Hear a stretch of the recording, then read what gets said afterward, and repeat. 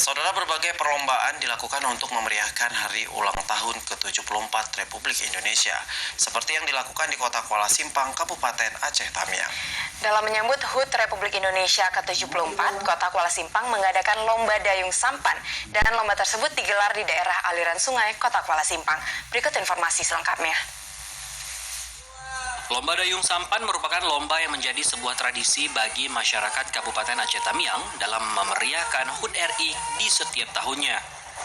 Pada HUT RI ke-74 tahun 2019 ini, pemerintah Kecamatan Kota Kuala Simpang kembali mengadakan lomba dayung sampan yang diikuti 30 peserta dari 12 kecamatan di Kabupaten Aceh Tamiang.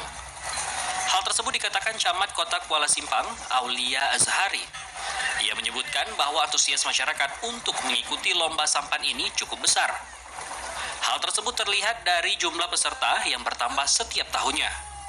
Ia berharap dengan lomba sampan ini dapat memupuk semangat serta kekompakan yang nantinya bisa diimplementasikan di lingkungan masyarakat. Sampan ini adalah agenda tahunan di Kabupaten Aceh Tamiang, di mana ketua panitianya ini adalah Pak Camat Kota Kuala Simpang.